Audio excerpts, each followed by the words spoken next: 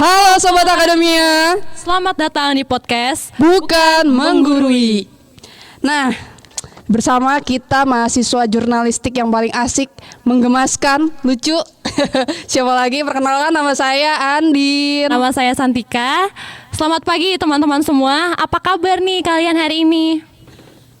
Semoga keadaannya dalam keadaan baik. Untuk Santika, kabarnya gimana? Kabar aku baik sih. Kalau kabar kamu gimana, Din? Aduh, sedikit nggak enak badan. Loh, kenapa kok nggak enak badan? Ada apa? Ada apa? Yang pertama, kurang kasih sayang. Uduh. Biasalah, emang cuaca-cuaca kayak gini tuh bikin batuk, radang gitu deh. Iya sih, kelihatan dari suaranya kedengaran kayak agak mindeng gitu ya. Yes. Yap. Tapi buat teman-teman di sini semua, semoga keadaan kalian dalam keadaan sehat ya. Yes, benar banget. Yang terpenting teman-teman jaga kesehatan selalu ya. Karena kalau bukan kita sendiri nih yang jaga kesehatan, siapa lagi coba? Ya enggak, Din? Betul. Untuk mengawali pagi yang sangat-sangat cerah ini, saya punya pantun buat kalian semua. Apa tuh, Din? Apa ya? Malam-malam dikasih berkat. Cakep. Berkat dimakan setelah sekolah. Cakep. Selamat pagi, salam semangat. Cakep. Buat hari ini jangan lupa bahagia. Asik. Ya teman-teman. Oke. Boleh nih kita biar tambah semangat lagi. Kita mau bahas tentang apa nih tentang hari ini? Oke, teman-teman, sedikit memberitahu kalau podcast perdana kita ini membahas tentang pendidikan yang ada di MUBA. MUBA itu tepatnya Musi Banyuasin ya teman-teman. Terus apa lagi, Din? Terus kita juga bakal ngasih tahu ke kalian tentang narasumber yang telah kita wawancara di sini. Terus kita bakal sharing-sharing kita berdua tentang pendidikan yang ada di MUBA dan program-programnya tuh apa aja. Oke. Dan teman-teman tentunya jangan langsung kabur dulu dengar kata pendidikan ya. Karena tentu di podcast Bukan Menggurui ini kita akan mengupas tuntas tentang pendidikan yang ada di Musi Banyuasin atau MUBA. Setuju gak, Din? Setuju, tapi sebelum kita lanjut ke podcast kita tuh pengen sharing sedikit gak sih? Kenapa podcast ini dinamain podcast Bukan Menggurui? Oh boleh, Din. Apa tuh kira-kira? Kenapa sih harus bukan menggurui?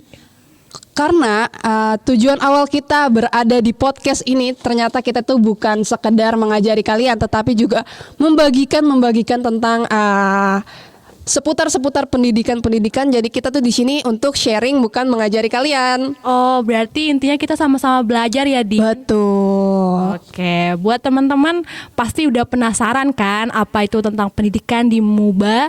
Yuk, tanpa lama-lama lagi kita gas gak sih, Kak? Gas. Oke, kita di podcast ini akan membahas tuntas. Jadi stay tune dan let's go. Let's go. Aduh.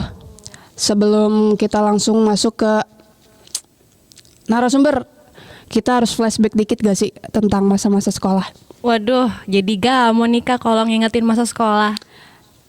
Kalau dalam masa sekolah ya, pada saat aku ada di sekolah dasar, sekolah SMP, itu tuh cita-citaku tuh dulu jadi seorang guru.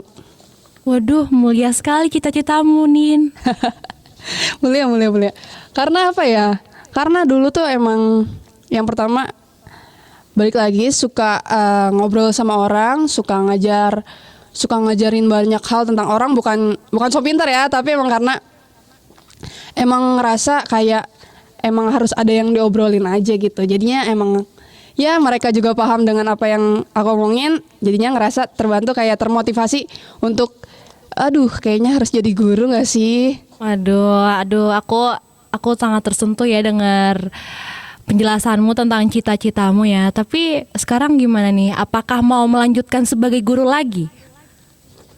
kalau Tuhan kasih kesempatan, kalau misalkan habis lulus ini ada lowongan untuk guru, mungkin kayaknya aku akan daftar untuk menjadi guru kali ya. Oh, boleh, boleh, boleh. Kalau untuk Santika, cita-citanya waktu itu apa sih? Cita-cita aku waktu dulu ya maunya jadi dokter sih, Din. Kayak gimana ya? Jadi dokter kan harus punya semangat belajar yang tinggi ya. Tapi sayangnya aku terlanjur menyerah dengan itu semuanya. Kenapa? Ya gimana ya, aku merasa kayaknya dokter bukan passion aku, so aku akan move ke cita-cita yang lainnya gitu. Udah tahu belum sih cita-cita selanjutnya apa? Mungkin lebih tepatnya cita-citaku jadi orang kaya sih. Aduh, cita-cita semua orang itu mah. Tapi maksudnya di samping jadi orang kaya tuh ada satu cita-cita yang aku sedang kejar, yaitu untuk mencerdaskan kehidupan bangsa dengan cara aku bisa jadi influencer yang benar-benar bermanfaat lah bagi teman-teman kita di luar sana, Kak. Mulia. Sama mulianya lah itu kayak guru. Oke, boleh. Oke teman-teman, tadi kan kita udah flashback dikit tentang sekolah ya, tentang cita-cita saat sekolah. Menurut Santika sendiri, esensi dari pendidikan itu sebenarnya apa sih? Waduh, kalau ngomongin tentang esensi pendidikan ya, Din, menurutku itu proses pembelajaran seumur hidup. Jadi selama kita hidup di dunia ini kita akan terus belajar gitu. Jadi kayaknya belajar itu tidak akan terpisahkan dari hidup kita gitu, Din. Kalau menurut Andin sendiri gimana nih esensi tentang pendidikan itu? Menurutku ya, banyak orang yang nganggap kalau pendidikan itu hanya sebatas pendidikan formal. Pendidikan yang mengajar di dalam kelas, pendidikan yang belajar di dalam kelas, padahal sebenarnya dari pendidikan itu sendiri kita itu bisa belajar banyak hal dalam kehidupan sehari-hari kita. Kita itu bisa mengetahui pengalaman-pengalaman orang dengan cara kita bisa ngobrol. Itu sebenarnya menurutku itu esensi dari pendidikan itu sendiri ya. Karena lagi-lagi berinteraksi dengan orang itu merupakan salah satu cara bagi kita untuk lagi-lagi bersyukur tentang apa yang mereka capai, apa yang udah kita capai dalam hal-hal tersebut gitu. Widih, mantap banget ya jawaban dari Din. Dan aku bener ya setuju banget dengan pendapat Andin gitu. Dan menurutku ya sekarang tuh tantangannya makin besar gak sih? Yes, Ya, besar banget. Karena makin besar karena kan teknik yang ada di dunia ini kan semakin maju ya. Kita tuh udah di era perkembangan yang serba cepat, jadi kita harus bisa mengimbangi hal itu juga. Betul, setuju. Di era yang digital kayak gini nih, siswa itu menurutku tidak hanya perlu untuk mengandalkan pengetahuan dasar, tetapi juga harus asal lagi untuk berpikir kritis, terus menyelesaikan masalah. Terus ada kemampuan dari siswa-siswa untuk beradaptasi lagi-laginya. Gitu. Bener banget, aku setuju sama Andin. Jadi sebagai bentuk kita untuk menghadapi dunia yang serba cepat ini berarti kita perlu dididik dengan keras gitu ya untuk menghadapi perkembangan dunia ini gitu ya, Din. Yes, betul banget. Apalagi sekarang udah ada AI, yang mungkin nggak lama lagi manusia bakal kesingkir dengan adanya AI, dengan adanya robot-robot baru. Jadi kita tuh harus perlu menambahkan skill-skill tambahan untuk menghadapi dunia yang lebih maju. Widih. Jadi teman-teman gimana nih dengan semuanya ini yang teknologi yang serba cepat ini? Aku harap ya teman-teman di luar sana mampu mempersiapkan diri, berinovasi dan sekreatif mungkin untuk menghadapi dunia di luar sana. Karena kalau misalnya kita nggak bisa bertahan nih, waduh siap-siap aja deh teman-teman, kita nggak bisa mengikuti yang ada di dunia ini nih. Ya, betul banget.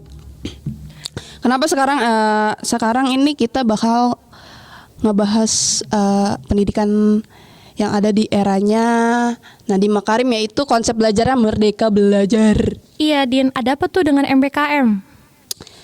Nah ini MBKM ini, metode Merdeka Belajar ini sebenarnya langkah bagus ya buat anak ya, karena dia itu punya gaya belajar yang gak kaku gitu loh, gaya belajar yang sesuai dengan passion anak-anak. Jadinya anak-anaknya tuh punya kebebasan sendiri-sendiri untuk beradaptasi sama diri mereka. Terus karena kalau misalkan kita flashback pada saat itu, Merdeka Belajar pada saat kita kan belum Merdeka Belajar ya, kita tuh diajarin yang kaku banget, yang mata belajar ya. Ya, yang mata pelajaran yang itu terus yang bukunya banyak seabrek-abrek, ya Allah. Nah, terus metode konsep belajar Merdeka Belajar ini sangat cocok di masa sekarang karena anak-anak itu mempunyai metode yang berbeda dalam belajar dan belum tentu anak-anak yang lain akan mengikuti hal yang sama. Iya, benar, aku setuju banget dengan pendapat Andin ya, karena menurutku ya setiap anak tuh unik-unik kemampuannya, jadi tidak bisa disamaratakan dengan satu metode pembelajaran gitu. Ngomong-ngomong soal pendidikan yang fleksibel, kita juga nggak boleh lupa ya tentang pentingnya pendidikan inklusif, Din. Karena semua anak tuh harusnya punya kesempatan yang sama untuk belajar. Dan menurutku ya pendidikan inklusif ini tuh benar-benar dibutuhkan seluruh anak dari Sabang sampai Merauke, baik yang kaya, baik yang miskin, baik yang semuanya lah, tanpa terkecuali harus mengikuti pendidikan inklusif ini. Karena kita tahu kan anak-anak generasi Indonesia ini merupakan generasi penerus, berarti setiap generasi harus dipersiapkan sedemikian rupa untuk siap menghadapi tantangan di era globalisasi ini. Tuh.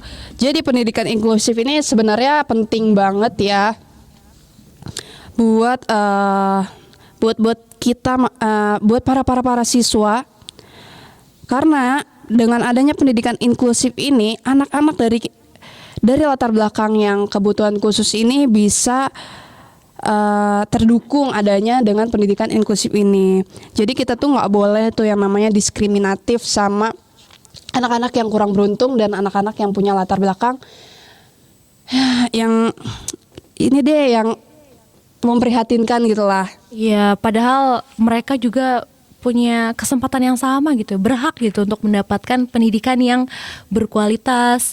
Sekolah juga mestinya ya harusnya bisa menyediakan lingkungan yang ramah dan mendukung untuk semua anak, termasuk yang berkebutuhan khusus. Yes.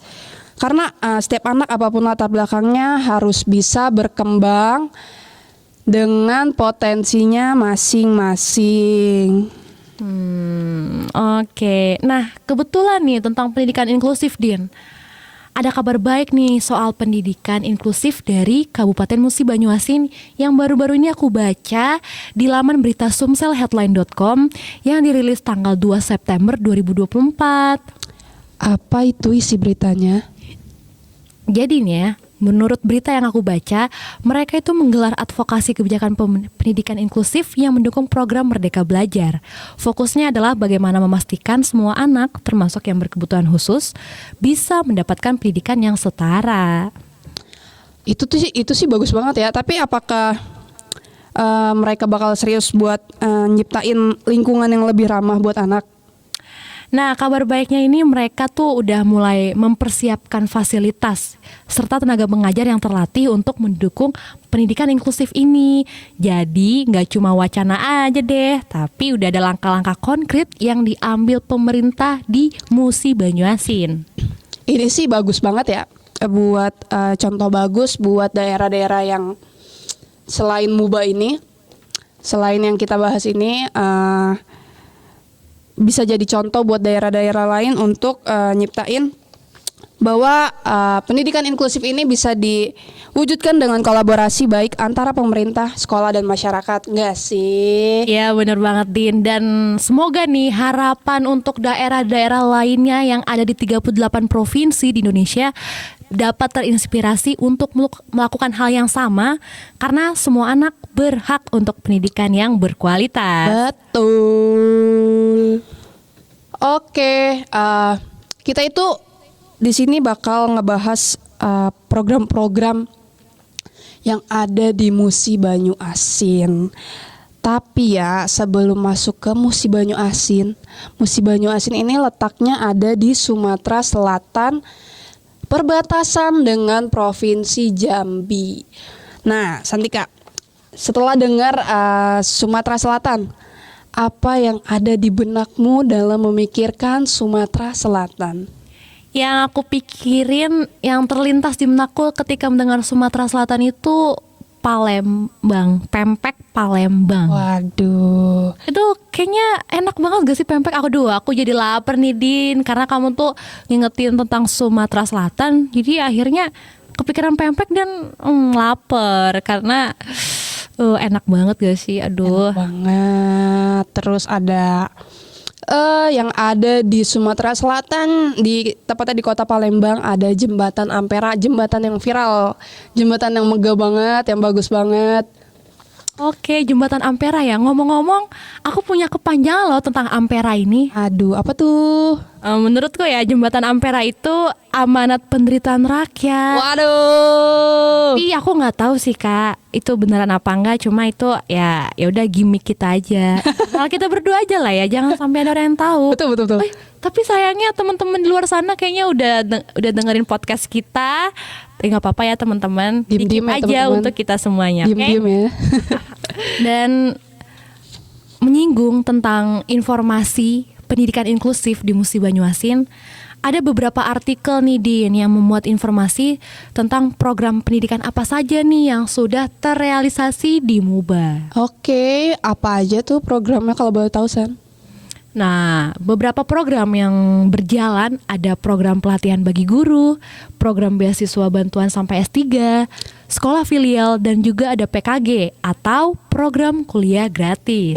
Gila itu keren banget loh. Kayaknya pemerintah mereka tuh kayak lagi mengusahakan banget buat ningkatin kualitas pendidikan yang mereka untuk level up gitu loh. Keren banget, keren.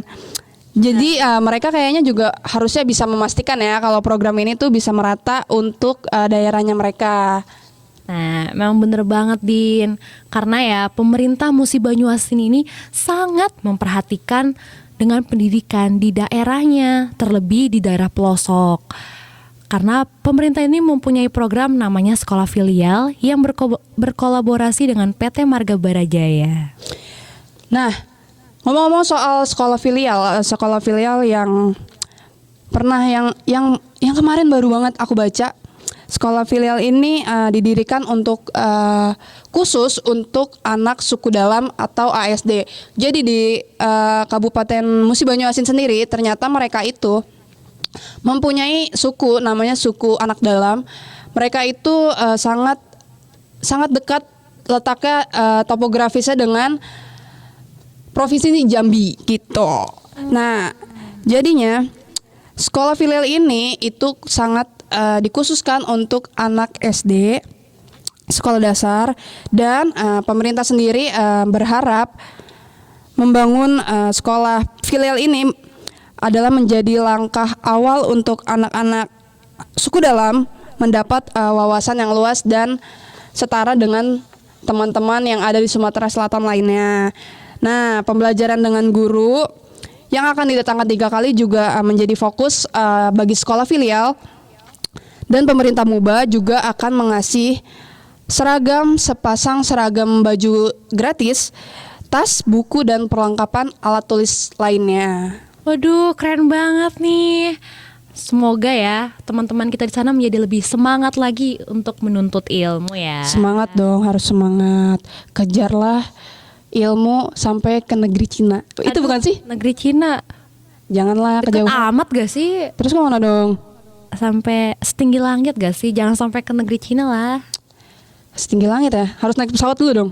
Ya udahlah, kalau misalnya punya ilmu, lu punya segalanya. Gitu lah kira-kira ya. Oke.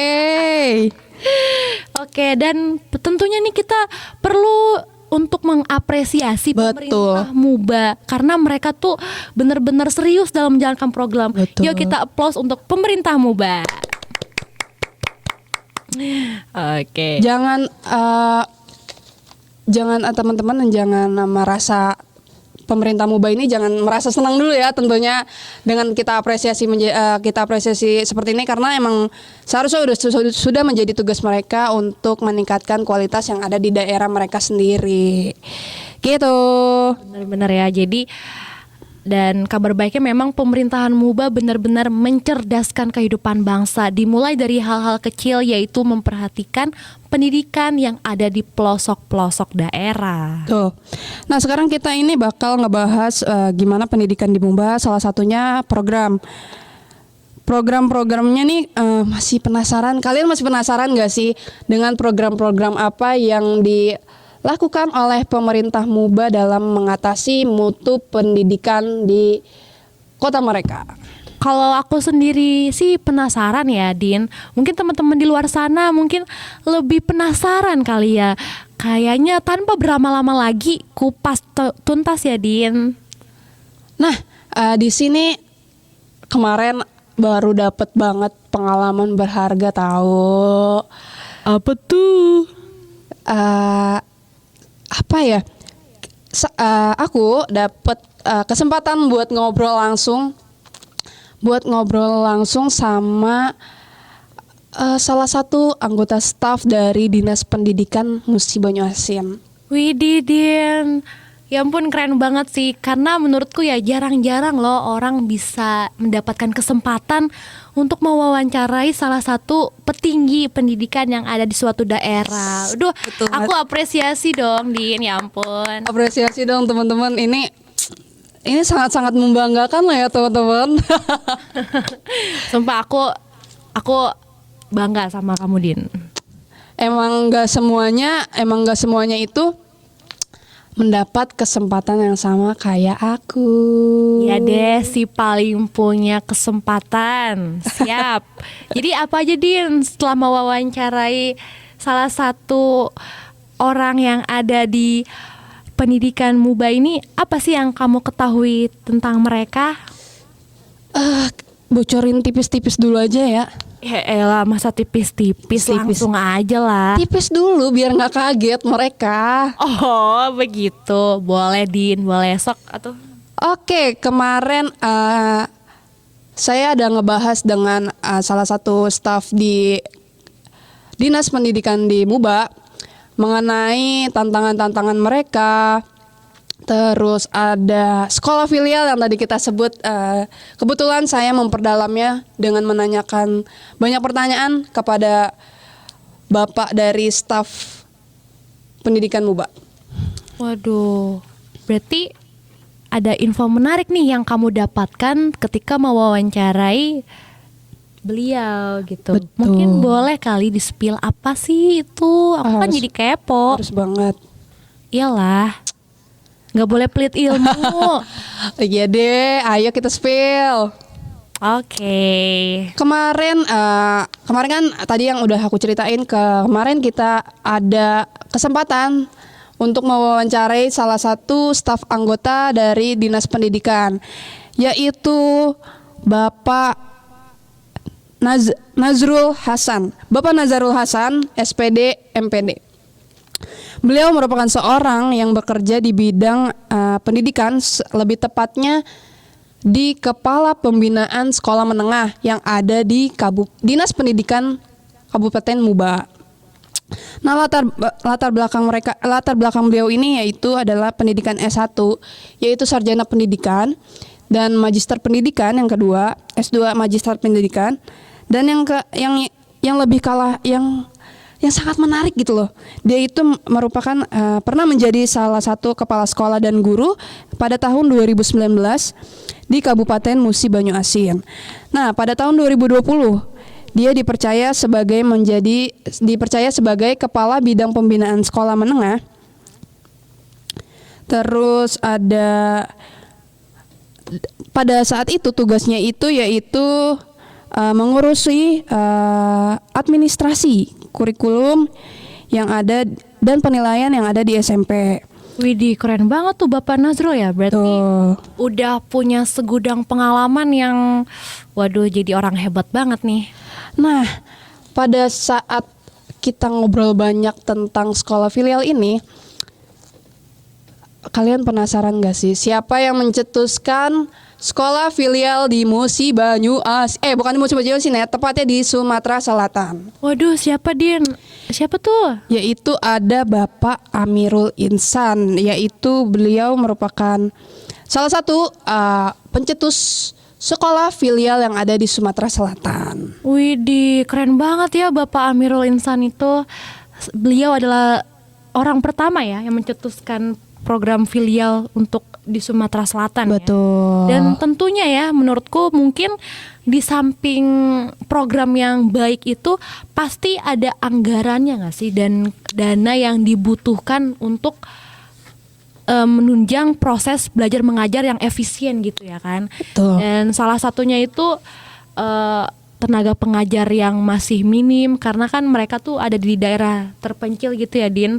Dan selain di Muba nih, ada di Kecamatan Lalan, Bayung Lencir, Batanghari Leko juga masih kesulitan akses nih, terutama kalau ada banjir gitu ya, karena sungainya itu tuh kalau misalnya hujan deras itu sungainya meluap dan banjir, jadi itu menghalangi akses para tenaga pendidikan untuk menjangkau anak-anak di sana. Betul, betul banget.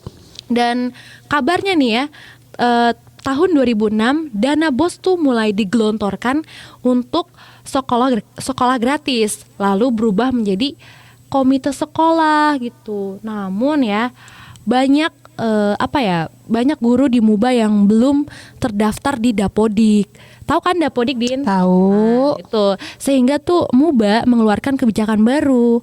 Sejak 2020 nih, sekolah hanya boleh menerima guru honorer yang memiliki SK dari Dinas Pendidikan Muba.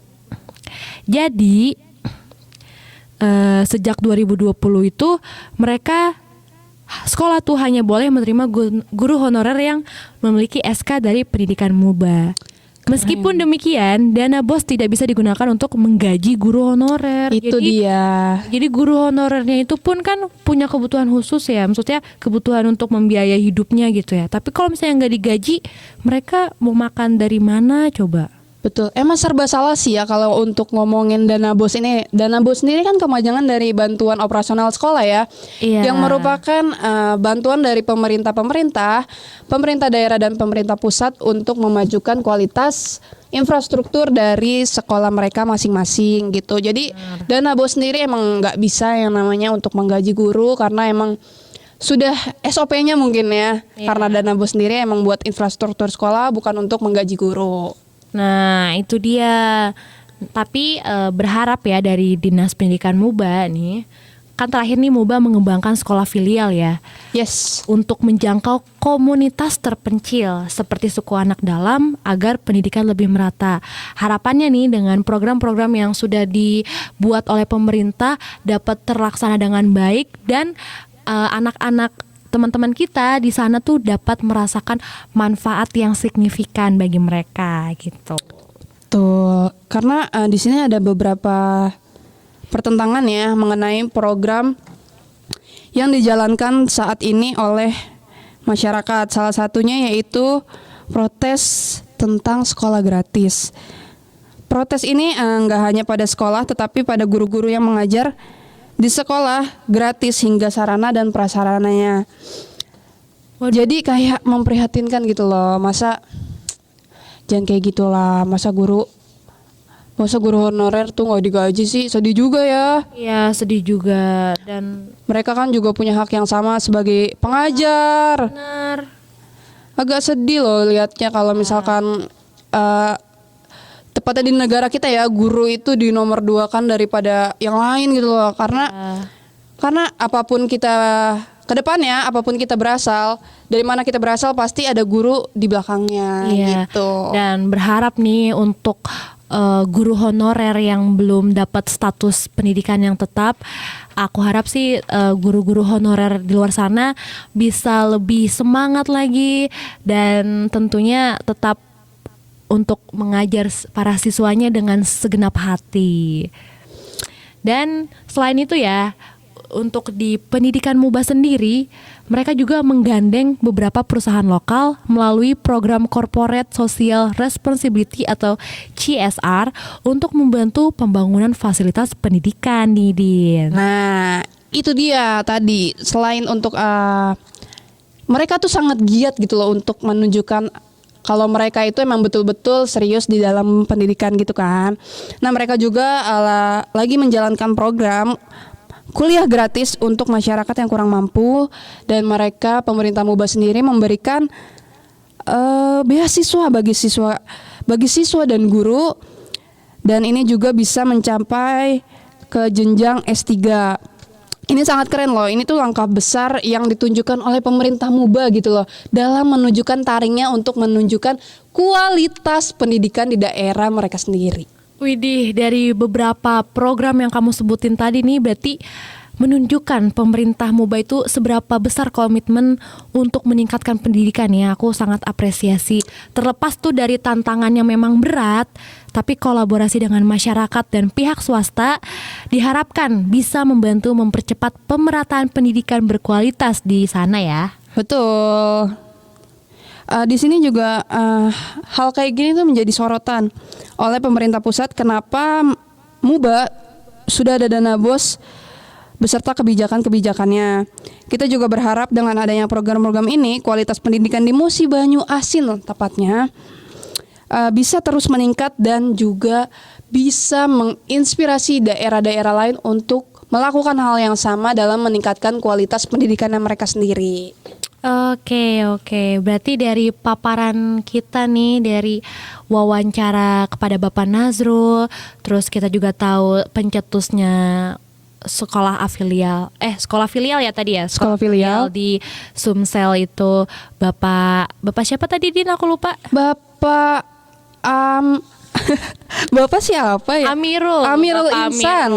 Bapak Amirul Insan. Berarti harapannya ya, ketika mereka sudah mencetuskan, mereka juga dapat dengan konsisten ya untuk menjalankan program-program yang lebih baik. Karena tentunya ya siswa-siswa teman-teman kita nih di sana tuh benar-benar sekali butuh bantuan pendidikan gitu. Nih ya, dari tadi kita ngomong sekolah filial. Kayaknya teman-teman banyak yang nggak tahu. Sekolah filial tuh sebenarnya tuh apa sih sekolah filial? Oh, boleh dong dijelasin, Din. Apa tuh? Sekolah filial itu kayak sekolah di luar kelas. Sekolah yang memiliki cabang dan mereka itu dibangun oleh masyarakat tepatnya, dan juga perusahaan-perusahaan yang ada di daerahnya di MUBA gitu. Jadinya mereka itu membantu sekolah, membantu membangun infrastruktur sekolah untuk agar bisa siswa-siswa yang ada di MUBA sana bisa melanjutkan proses pendidikannya dengan baik gitu. Widih, keren banget ya sekolah filial. Semoga ya di 38 provinsi yang ada di Indonesia dapat menjalankan program filial inilah ya. Gitu. Sebenarnya ada plus minusnya tahu membangun sekolah filial ini. Plus minusnya apa tuh, Din? Kayak misal ya, plusnya itu memang ngebantu sistem pendidikan yang ada di MUBA sana.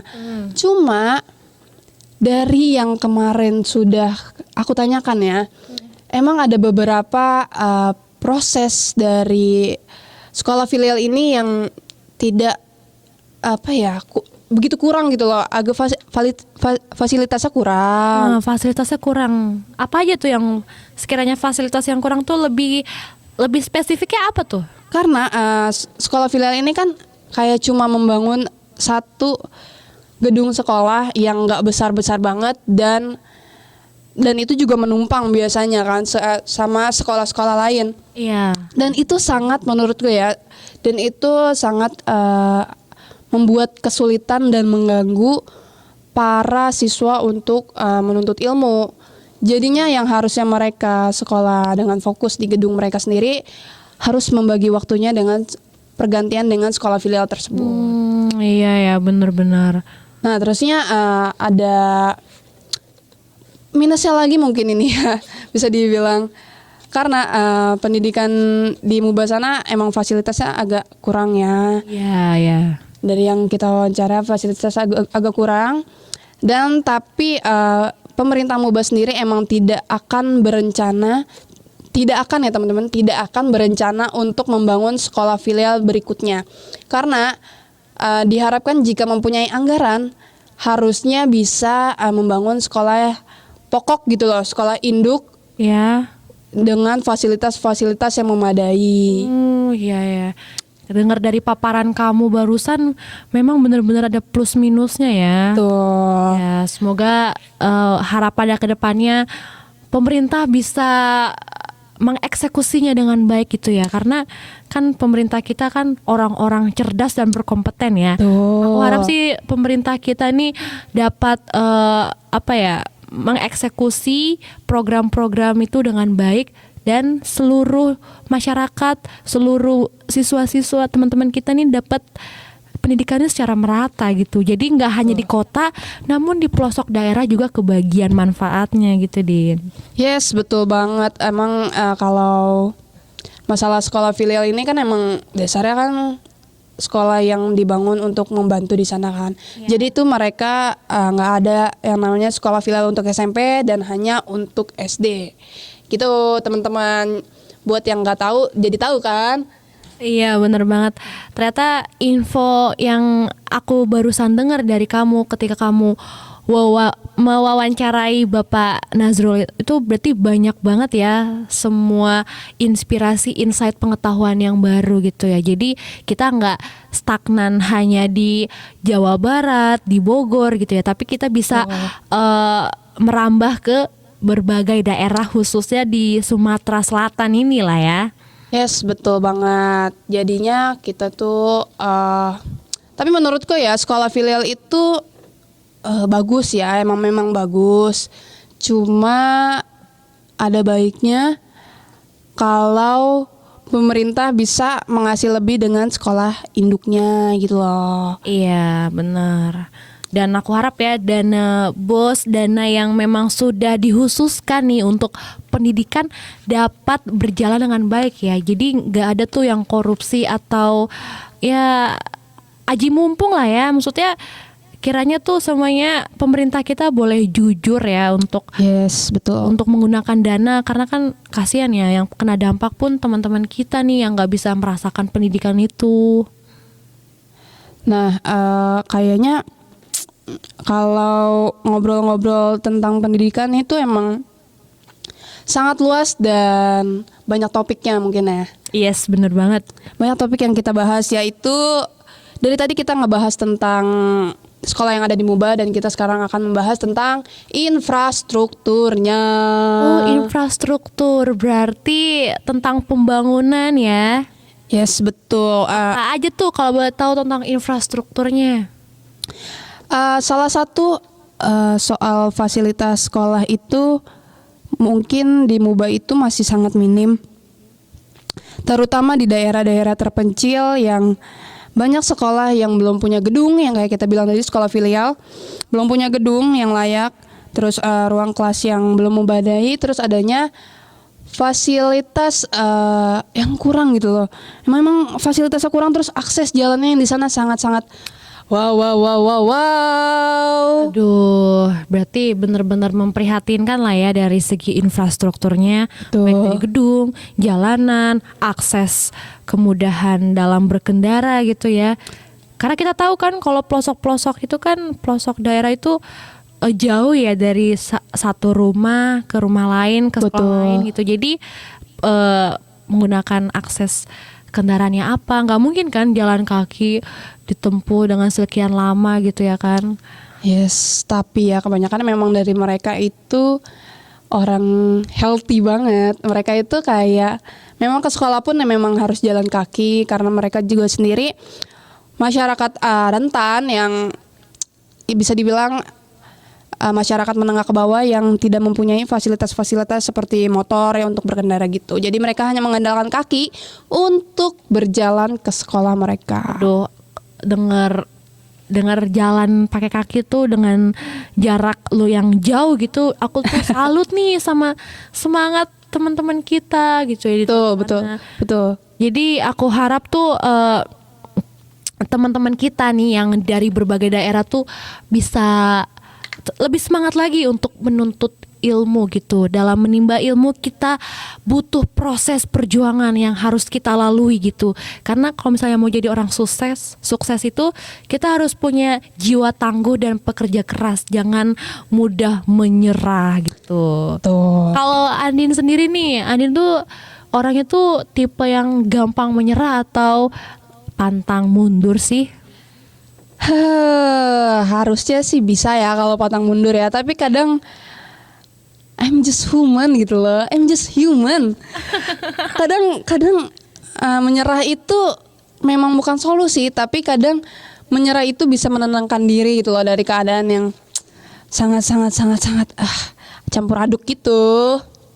Oh ya benar-benar ya berbicara tentang semangat juga tentang jiwa petangguh, guru-guru kita yang di luar sana nih memang benar-benar harus punya jiwa petangguh ya untuk contoh kecilnya untuk menyeberangi sungai gitu kan, harus butuh perjuangan yang keras untuk menyeberangi sungai, berjalan kaki sekian jauhnya untuk berjumpa dengan siswa-siswa kita di luar sana gitu. Benar, emang perjuangan guru tuh emang wah banget gitu loh.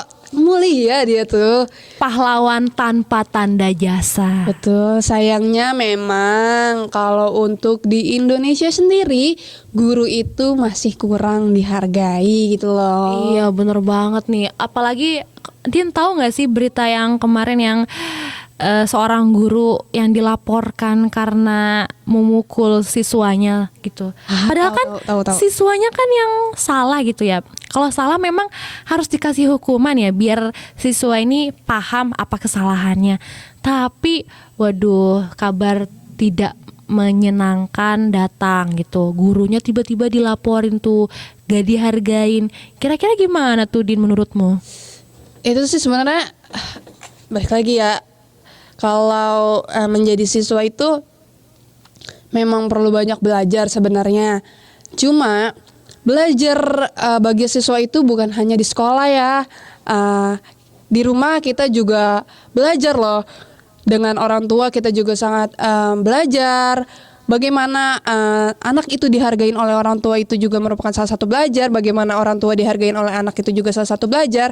Berarti memang ada masalah biasanya di dalam rumahnya sendiri. Oh iya bener banget Din. Karena aku tahu sebelum kita keluar itu semuanya berasal dari rumah gitu. Yes. Berarti mungkin ada kalanya mungkin cara didik orang tua itu salah gitu ya. Betul. Waduh, jadi aku harap nih para orang tua kita di luar sana dalam menghadapi anak-anaknya gitu ya, tetap konsisten lah gitu. Kalau misalnya salah, diajari lagi, jangan didiemin gitu ya, karena pengaruh ya. Jadi siswa ini memang benar-benar punya pengaruh yang besar untuk teman-teman di luar sana gitu. Ada nggak sih kalau Andin tuh pernah dengar gak sih kayak pergaulan yang buruk merusak kebiasaan yang baik gitu? Yes. Jadi itu tuh. aku harap nih para orang tua kita bisa mendidik anaknya dengan baik gitu ya. Juga teman-teman kita dapat bergaul dengan benar gitu ya, menjauhi yang jahat gitu ya. Karena kita tuh generasi emas gitu ya. Mas. Andin tahu nggak sih 2045 ini kita Indonesia emas? Yes, karena di tahun 2045 ini kita itu menghadapi Indonesia emas yang tentunya itu sebagian besar masyarakat Indonesia itu memiliki usia produktif dari 30 tahun sampai 60 tahun itu. Nah, itu dia untuk menunjang Indonesia emas tahun 2045, ada baiknya seluruh instansi pemerintah, masyarakat, bahkan teman-teman kita dapat mendukung program ini dengan baik gitu. Jadi, bukan hanya pemerintah sendiri nih yang bekerja, tapi masyarakat kita semua nih yang ada di Indonesia turut bekerja sama gitu. Karena juga ya yang merasakan dampaknya kan kita-kita lagi gak sih? Betul. Dari kita, oleh kita, untuk kita nih. Yes, betul banget. Tapi kalau ngomongin sekolah lagi ya, boleh flashback lagi gak sih? Aduh, flashback. Apa tuh Din yang mau di flashbackin? Ngomong-ngomong soal kebiasaan yang tadi, berita yang tadi melaporkan guru ke polisi, itu aku punya pengalaman kalau aku itu pernah dipukul guru. Oh my god, Din, sumpah serius, aku kaget loh. Kok Betul. bisa? Jadi waktu itu ingat banget waktu kelas 4 SD. Itu hari Senin, ngantri di depan kelas dan ternyata ada pemeriksaan kuku. Ya ampun Din, aku kira apa karena pemeriksaan kuku toh. Iya. Karena Gimana tuh? Gimana kronologinya? Kok bisa? Karena kemarin sebelum hari Senin itu, hari Minggu itu, saking bersemangatnya main, manjat pohon, ngubur-nguburin kayu, Ya. nggak tahu, lupa sampai besok tuh hari Senin, jadinya ya adalah nasib, mau digigitin juga isi tanah semua kan kukunya. Ih, Aduh, ampun. jorok banget. Terus gimana tuh ketika pemeriksaan kuku tuh? Dengan ikhlas dan raut wajah yang ya Allah, saya tuh langsung bilang, Bu bisa nggak kali ini nggak usah dipukul, besok aja mukulnya. Ya nggak bisa lah, orang pasti besok udah bersih kok. Oh, Nah itu loh pengalaman dengan guru yang menurutku itu nggak bisa dibilang kalau guru itu jahat ya, nggak bisa dibilang kalau guru itu marahin kita karena nggak sayang, tapi guru itu marahin kita mungkin karena ada sesuatu hal yang salah dari kita agar kita menuju pribadi yang lebih baik. yes, bener banget ya. Berarti aku bersyukur ya untuk guru yang mukul tangan Andin nih ya. Masa bersyukur sih? Karena itu kan penting untuk kebersihan diri sendiri. Yes. Kan kukunya juga harus bersih gitu ya.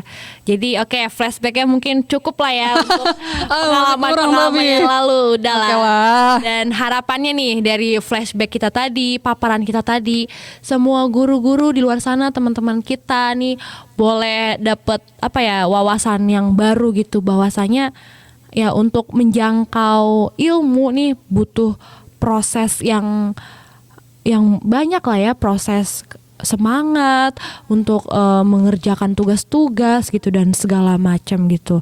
Apalagi nih teman-teman kita yang berkebutuhan khusus nih, kita kan semuanya memang setara gitu ya. Teman-teman kita juga perlu mendapatkan yang lebih baik lah ya, khususnya untuk yang berkebutuhan khusus. Betul. Nah harapannya untuk kedepannya guru-guru kita nih yang mengajar di SLB lah ya, sekolah luar biasa ini, Yes. dapat lebih semangat lagi, lebih sabar lagi gitu ya. Karena kembali lagi yang tadi aku bilang, guru adalah pahlawan tanpa tanda jasa. Yes, betul. Jadi ya menurutku ini memang guru itu bisa dibilang salah satu tokoh yang baik dalam memajukan bangsa. Tentunya harus disupport sama pemerintah-pemerintah yang sudah mengambil apa ya, hak masyarakat, pajak-pajak masyarakat, harusnya itu bisa dikembangin lagi gitu loh, menjadi sekolah-sekolah, fasilitas-fasilitas yang bisa memadai gitu loh. Ya, Jangan, aduh, masa jangan jangan beda berat sebelah gitu loh. yes, benar-benar. Nah harapannya yang dari tadi kita ngobrolin tadi lah ya, setiap program-program pemerintah harusnya dapat terlaksana dengan baik, dan aku harap kedepannya media-media yang memberitakan juga dapat menjangkau setiap pemerintah gitu ya, karena kan keberadaan media sekarang tuh sangat-sangat membantu kita untuk mengetahui apa saja nih yang terjadi di daerah-daerah lainnya. Jadi kita juga perlu mengapresiasi untuk media-media kita. Yes, betul banget. Tanpa media-media kita nggak tahu apa-apa, say. Kita tuh emang harus belajar banyak baca Ya. dari media-media, tapi media-media yang terpercaya ya teman-teman. Yes, bener banget.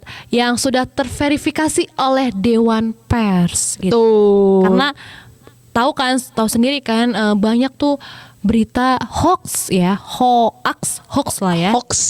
Jadi benar-benar harus cermat lagi dalam membaca berita, oke? Yes, betul banget.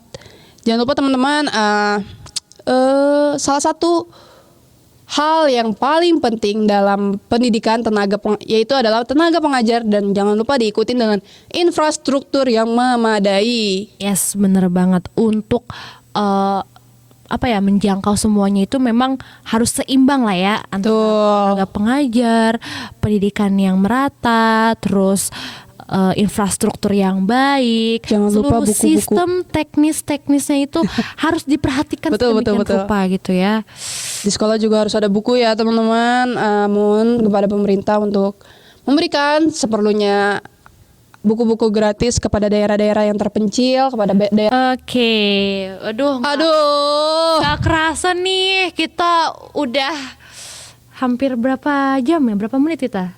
Kita itu udah hampir sejam di sini. Oh my god, gak kerasa banget ya, karena saking serunya nih ngomongin tentang pendidikan kita nih, khususnya di Sumatera Selatan yang mencetuskan program filial. Itu bener-bener insight yang waduh, bener-bener top dan keren. Keren banget. Itu teh kayak apa ya? Itu baru aku lihat itu kayak, kok bisa ada program ini di kabupaten yang sangat terpencil ini, sedangkan kabupaten yang mungkin daerahnya agak besar itu kok nggak ada gitu loh. Padahal mungkin ini bisa sangat membantu bagi masyarakat dan siswa-siswa yang kurang beruntung dalam hal pendidikan, dan bisa membantu mereka dalam mewujudkan pendidikan mereka sendiri. Yes, bener banget ya. Harapannya semoga kedepannya bisa baik, lebih baik lagi. Dan tapi ada tapinya nih. Apa tuh tapi Di sisi lain memang kita patut apresiasi pemerintah sudah banyak melakukan fasilitas pendidikan ya. Di antaranya itu program rehabilitasi sekolah, pembangunan gedung baru, dan tentunya nih tantangan utamanya memang akses jalan ini sih. Sumpah, yang ada batu-batuannya, yang masih tanah lah. Apalagi kalau hujan kan itu rawan sekali ya.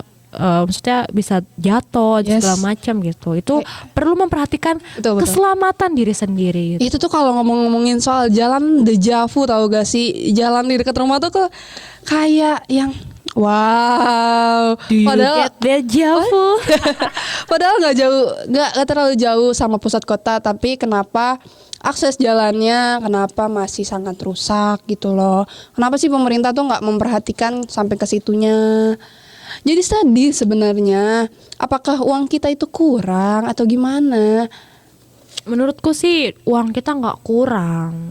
Tapi ya udahlah, kita tahu sendiri lah ya. Semoga kejujuran pemerintahan kita ini dapat dipertanggungjawabkan. Harus, karena sudah disumpah ya untuk mengemban tugasnya kepada masyarakat. Benar. Dan mengabdi kepada masyarakat. Ya. Dan tentunya nih selain pemerintah, masyarakat dan pihak swasta juga bisa berperan besar loh. Jadi menurutku ya, melalui inisiatif komunitas atau program CSR tadi yang sempat aku singgung tadi nih, mereka bisa membantu mempercepat pembangunan fasilitas pendidikan. Itu sih harus, dan itu keren dan sangat membantu ya teman-teman, membantu banget. Yes, jadi kolaborasinya ini kayak terasa lah ya manfaat dampaknya gitu ya. Betul.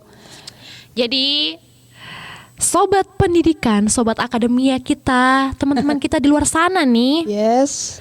Mari kita terus dukung kepada semua upaya peningkatan infrastruktur pendidikan di seluruh pelosok negeri. Dan terima kasih juga untuk pemerintah Musi Banyuasin yang ada di Sumatera Selatan, yang dengan gigih dan semangat mempertahankan program-program yang baik ya, program filial, terus program ASD yang anak sekolah dalam ya. Itu benar-benar MUBA itu waduh keren. Aku apresiasi untuk pemerintah MUBA di Sumatera Selatan. Betul. Nah, selain dari pemerintah MUBA-nya sendiri, kita sebagai tim harus sangat berterima kasih kepada Bapak Nazrul Hasan sebagai narasumber kami yang sangat bersedia untuk diwawancara, dengan harapan membantu kami dalam menyusun tugas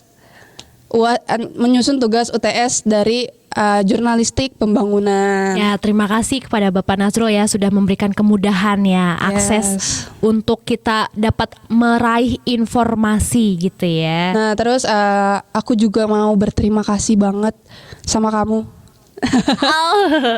Aku juga terima kasih buat kamu karena karena obrolan kita hari ini tuh benar-benar sangat memberi pengetahuan lah, insight yang baru gitu ya.